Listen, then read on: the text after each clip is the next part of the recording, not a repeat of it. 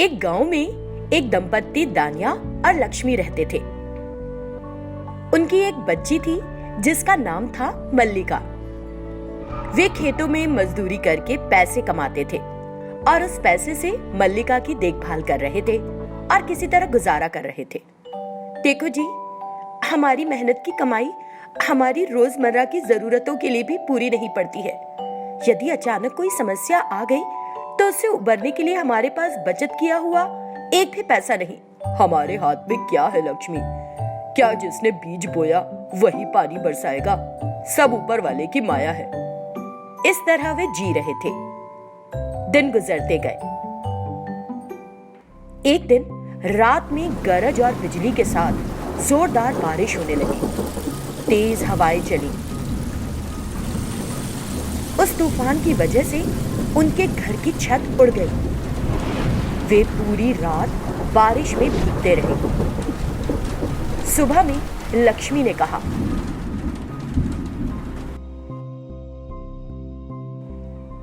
मैं तुमको कितने समय से ताड़ के पत्ते लाकर छत को ढकने की कह रही थी, लेकिन तुमने मेरी बात नहीं मानी। अब देखो, बारिश में भीगने के बाद हमारी बच्ची की क्या हालत हो गई है।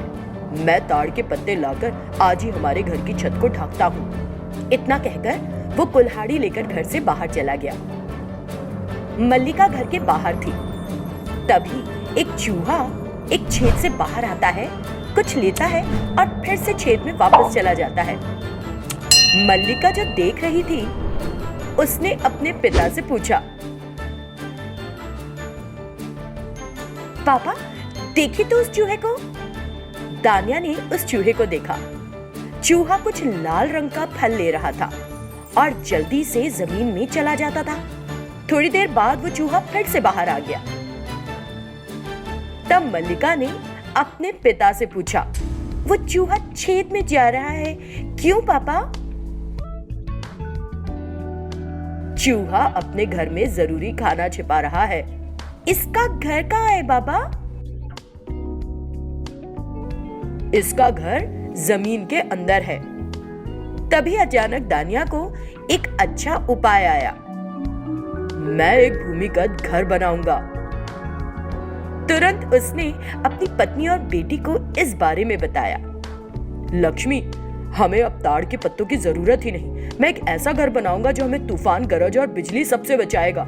मैं जमीन के अंदर बनाऊंगा घर, फिर वो सारी चीजों से बचा रहेगा। न धूप न तूफान। हमारे पास खाने के लिए अन्न का एक दाना नहीं है और तुम घर बनाने की बात कर रहे हो। सबसे पहले हमारे घर की छत के लिए ताड़ के पत्तों को लाओ और कुछ खाने के लिए भी। इतना कहकर लक्ष्मी घर के अंदर चली गई। उसे समझाने की बजाय मुझे मेरा काम शुरू कर लेना चाहिए। ये सोचकर उसने भगवान का नाम लिया और जमीन खोदना शुरू कर दिया। सबसे पहले उसने सीढ़ियां बनाई। गहरी खुदाई करने के बाद उसे एक संदूक मिला। दानिया ने डरते हुए उस संदूक को खोला और उसमें देखा वो संदूक सोने से भरा था, जिसे देखकर दानिया हैरान रह गया। तुरंत वो अपनी पत्नी और बेटी को वहां लेकर आया। उस सोने को देखकर वे हैरान हो गए और खुश भी हुए।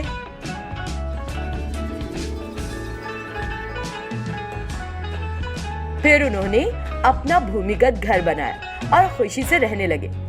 उस भूमिगत घर को देखकर सभी ग्रामीणों ने दानिया की बुद्धिमत्ता की सराहना की।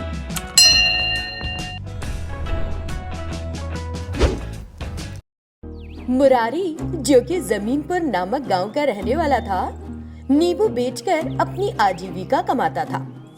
वो विभिन्न गांवों में जाकर नींबू बेचता था। मुरारी एक अनाथ था। वो उस गांव के आखिर में एक छोटी सी झोपड़ी में रह रहा था। एक दिन मुरारी बहुत देर तक घूमता रहा, लेकिन नींबू नहीं बिके। कीमत कम रखने पर भी किसी ने नींबू नहीं खरीदे। शाम तक सभी नींबू खराब हो गए। ओ ऊपर वाले, तुम मुझे इस तरह क्यों परख रहे हो? मुझे लगने लगा था कि मेरा धंधा अच्छा चल रहा है और मैं कुछ पैसे कमा सकता हूँ, लेकिन तुमने आज मुझे इतना बड़ा नुकसान करवा दिया। अब मैं क्या करूँ? मैंने कुछ खाया भी नहीं और भूख बर्दाश्त नहीं हो रही है। इस तरह उसने भगवान से प्रार्थना की। इस बीच उसके सामने एक बड़ा सा नींबू का पेड़ दिखाई दिया, जिसे देखकर मुरारी जाग गया। डरो मत मुरारी, मैं भगवान हूँ। मैं तुमसे बात कर रहा हूँ। मैं तुम्हारी पीड़ा नहीं देख पा रहा और तुमको ये जादुई नींबू का पेड़ दे रहा हूँ, जो तुम्हारी भूख को संतुष्ट करेगा। ये जादुई नींबू हैं, खराब नहीं होंगे। अब से तुम्हें अपने प्रयासों का सही परिणाम मिलेगा। अब तुम्हें भूखे रहने की जरूरत नहीं। क्या जादुई नींबू का पेड़? हाँ मुरारी, जादुई नींबू का पेड़। इतना कहते ही वो प्रकाश पेड़ से गायब हो गया। तब मुरारी उस पेड़ से नींबू इकट्ठा करता है और उन्हें बेचने जाता है। ताजा नींबू, चलो सर, चलो मैडम, 10 नींबू 10 रुपए में, ताजा नींबू। इतना कहते हुए वो अलग अलग गांव में जा रहा था और उन्हें बेच रहा था। उन नींबू को बेचने से वो कुछ पैसे बचा भी पा रहा था और कुछ अपनी आवश्यकताओं पर खर्च कर रहा था। इस तरह अब वो खुश था। एक दिन वो एक गांव में नींबू बेचने गया। इस जादुई नींबू के पेड़ की वजह से हर दिन सभी नींबू बिक जाते हैं। ये सोचकर मुरारी खुशी खुशी आगे बढ़ रहा था। तभी रास्ते में 2 शरारती लड़के तेज रफ्तार से बाइक चलाते हुए आए और मुरारी की नींबू की गाड़ी को टक्कर मार दी। टक्कर लगने से मुरारी उछलकर दूर गिर पड़ा। बाइक भी उलट गई और बुरी तरह से टूट फूट गई।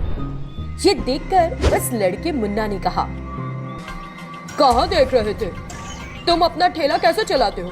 देख नहीं सकते? तुम्हारी वजह से मेरी 1 लाख की बाइक बेकार हो गई। अब तुम ले लो इस बेकार बाइक को और 2 दिन के अंदर तुम्हें मुझे इस तरह की नई बाइक खरीद कर देनी होगी, नहीं तो मैं तुम्हारा खात्मा कर दूंगा। तुमको मेरे बारे में पता नहीं है कुछ। इस तरह मुन्ना ने गुस्से में कहा और अपने दोस्त के साथ वहां से चला गया। उससे डरकर मुरारी उस टूटी हुई बाइक को अपने घर ले गया और सोचने लगा, ये बाइक तो अच्छी है, मुझे भी पसंद है, पर मैं करूं तो क्या करूं। इस तरह मुरारी चिंतित हो उठा। मुरारी, जब मैं यहाँ हूँ तो तुम इतने चिंतित क्यों हो? तुम चाहो तो मैं इस बाइक की मरम्मत कर दूं और तुम ये बाइक ले लो। अचानक एक जादुई विशालकाय नींबू बाइक वहां दिखाई दी, जिसे देखकर मुरारी फिर चौंक गया। क्योंकि मुन्ना की बाइक की भी मरम्मत हो गई थी, मुरारी उसे बाइक वापस कर देता है।